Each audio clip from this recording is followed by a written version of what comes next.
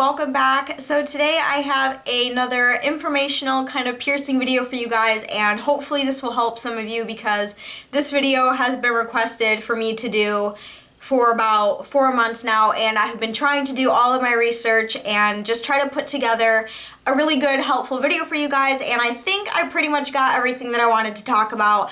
And this video is going to be all about the most commonly asked question, one of the most commonly asked questions that I get here on my channel, because my channel does focus a good amount on piercings, and one of the questions I get is all about keloids, or otherwise known as hypertrophic scarring, and piercings.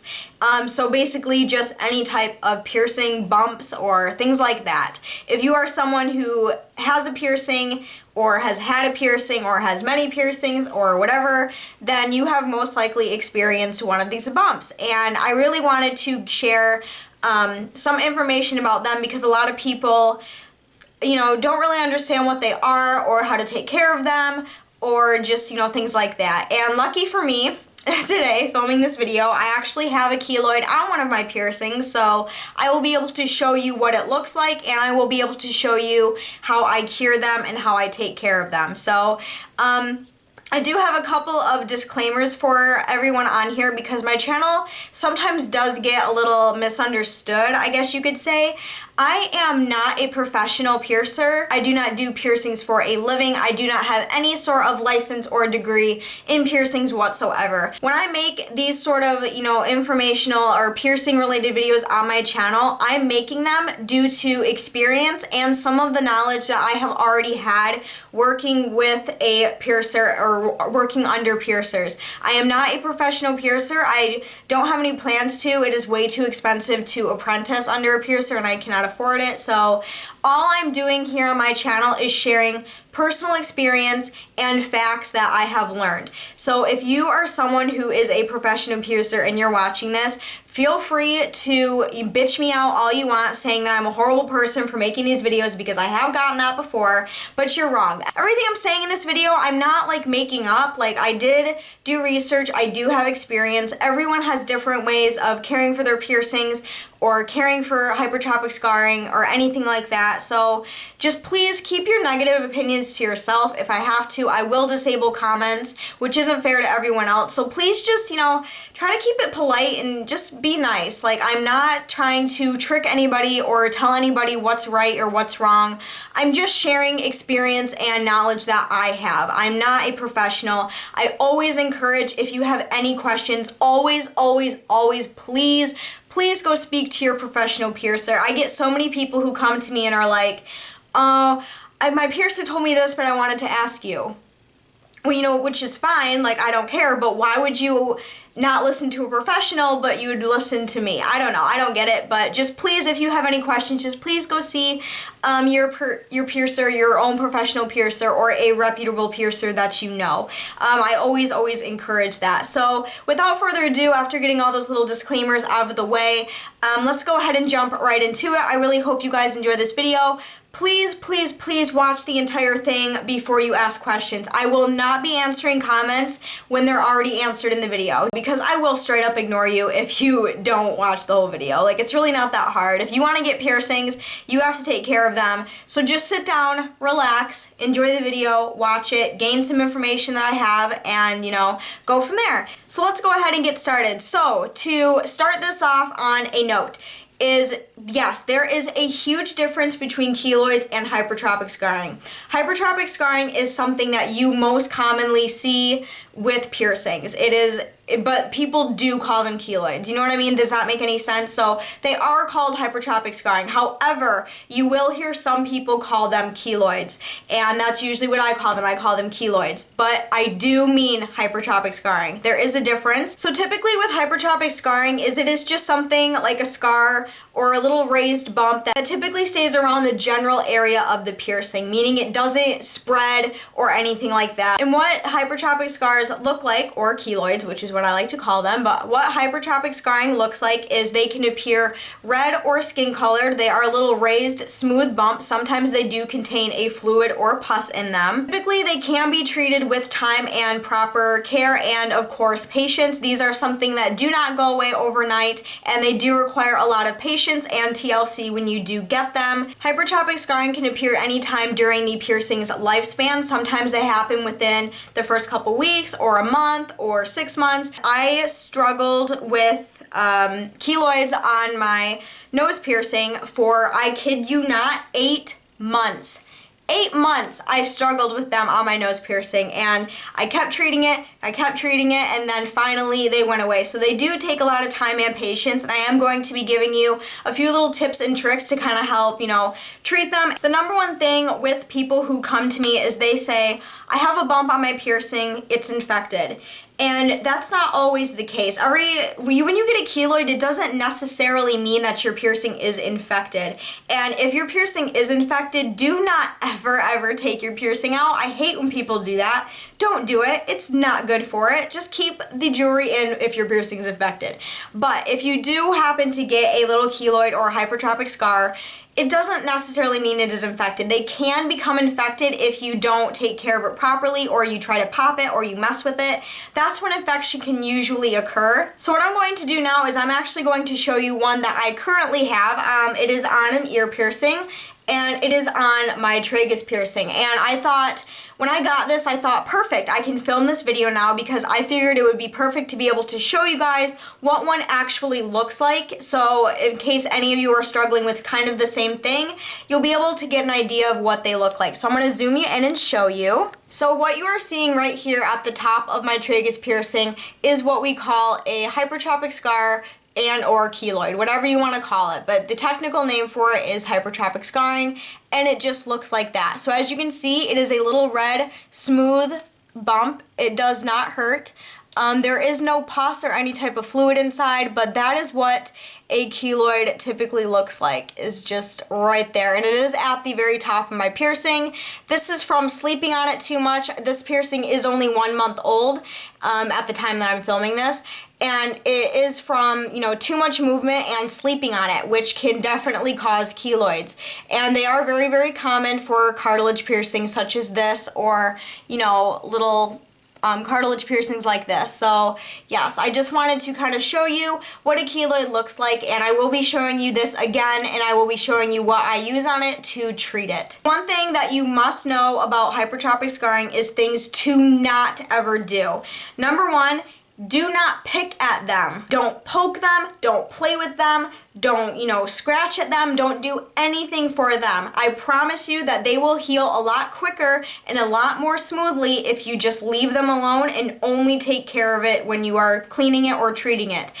Every time you try to play with it, you're irritating the piercing, you're making it move more, and it's just gonna hang out there even longer. Now what I'm going to be talking about is I'm just going to be basically going over a few things that you can do to help cure your hypertrophic scar or your little keloid, and just ways that have helped me and ways that certain piercers also recommend as well. There are many different ways. Some people don't like the way I do it. I don't like the way some other people do it. I'm just gonna be sharing with you the things that I use that help me. You do not have to use them. I'm not telling you that you have to use these ways. I'm just sharing with you what works for me and what is beneficial for me. So the number one thing that I find that helps keloids dramatically is this stuff right here. And this is tea tree oil. You can get this at any drugstore, CVS, or I got mine at Walgreens, and you can find it in the kind of like, I don't really know what aisle you would call that, like the, I don't know, you can ask someone and they'll take you right to it. But this little bottle right here was 10 bucks. This little bottle goes a very, very long way. You don't need that much. It's very beneficial for keloids if you do happen to get them. Another thing that I use is sea salt soaks. And for this, I do sea salt soaks, and I also do sea salt paste, which a lot of piercers would honestly smack me in the face if I told them how I do that. And I will be sharing that with you if you are curious to know. So the ways that I clean it is, number one, sea salt soaks. And what I mean by that is I use this little tiny medicine bottle. This is just like the little medicine bottles that you get off of like NyQuil and stuff. I use these to clean my piercings. I don't know why, I always have, I love it, it's convenient. I've had piercings for so long, really I just guesstimate how much sea salt I put in here, but I just put a little bit in there, fill it up with hot water, as hot as I can stand it. And then what I do, so for example, I have one on my tragus, is what I will do is I will simply just put my ear in the cup and then hold it there. So the sea salt soak is literally soaking onto the keloid and cleaning the piercing and cleaning the area. And I will hold that there. Do it over a sink because you will spill.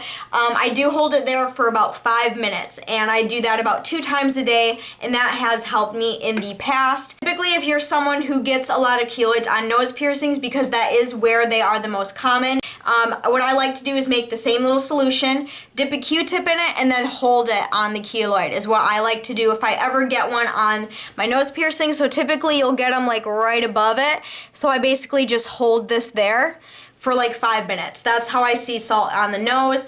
Another thing that I do is sea salt soak paste, and a lot of people are like, what the fuck is that? And I'm actually gonna be telling you. So I guess if you wanna try it, then I'll share it with you. If you don't wanna try it, you don't have to. But basically what I do is I take a little bit of sea salt. Right now I have some sea salt on a spoon. Then what I do is I take a Q-tip, right here. Then I run really, really hot water, and I will just take the Q-tip and get the sea salt wet.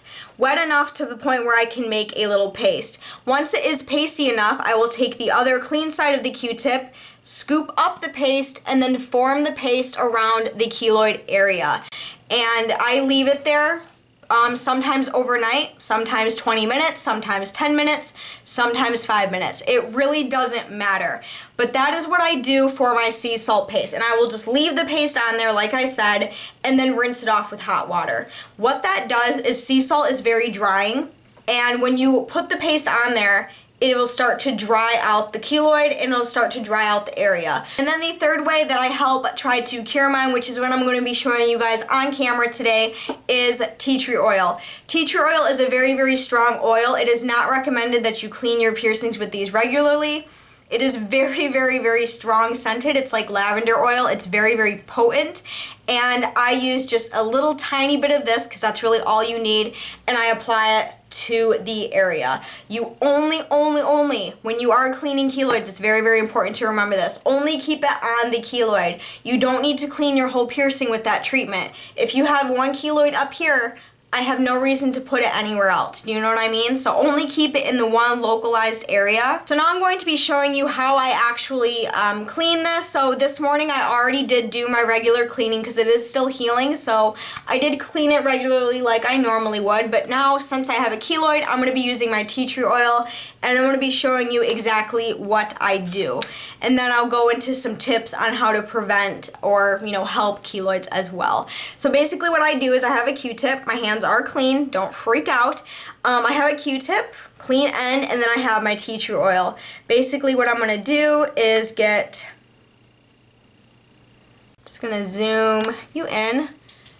And now what I do is I just go around the area.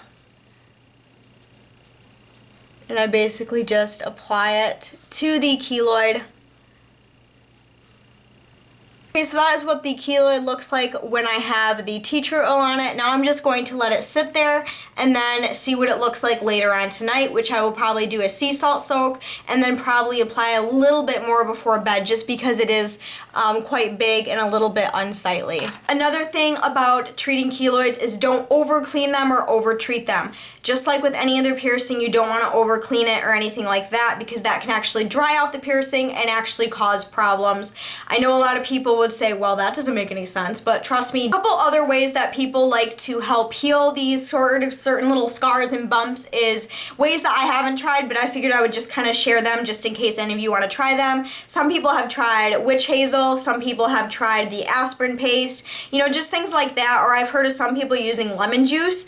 Not really sure. Those three methods I have never used before, so I can't tell you if they work or they don't work, but if you want to give them a go, go ahead and search up online and see if you can find anything about about them. But another thing is, just because you have a hypertrophic scar or a keloid, that does not mean you have to take the piercing out. Not at all. That is not a sign saying, oh, you have to take it out now because it's rejecting. No, not at all. They are very, very common. Everyone who has had a piercing has probably experienced one. I can guarantee you 1,000%. You don't have to take it out. If you want to take it out, fine. That's your own prerogative, but it doesn't mean you have to. Another tip I have for you is the sooner you start to notice a keloid forming, and the sooner you treat it, the faster it'll go away. Don't wait for it to get to its largest point, you know what I mean? Like this one, I waited a little bit too long because I was on vacation and I didn't have my stuff with me. So I did wait a little bit too long, so it will probably take about a week or so to go down and disappear. The way that I helped with my nose piercing is also on this list. So the first thing, and this is actually what helped with my nose piercing, is try changing to a higher quality metal. So that is one thing that I recommend if you are struggling with them. Another tip that I have for you is try to avoid wearing hoops in your piercings during initial healing. Now, this piercing is very fresh and it was pierced with a hoop, but that is because I asked for one because I like to have hoops during my ear piercing healing times because I do swell a lot. But for any other circumstance, I would really only suggest either a stud for your nose, or a curved barbell for your eyebrow. Just stay away from hoops for the initial healing time. Usually when they most likely occur is when they are constantly moving all around, and you're not going to get as much movement with, say, a curved barbell as you would with a hoop. So just try to remember that and keep that in mind just to try one. So that is everything that I have for this video. I really hope you guys enjoyed this video. I tried to share as much knowledge and experience that I had in this video. I hope I didn't forget anything, but usually questions, again, try putting them in the comments down below. But until then, I will see you guys very soon in my next video. I love you guys so much. Don't forget to thumbs up, share, and subscribe to my channel. But until then, I will see you guys very soon. Again, I love you. Bye!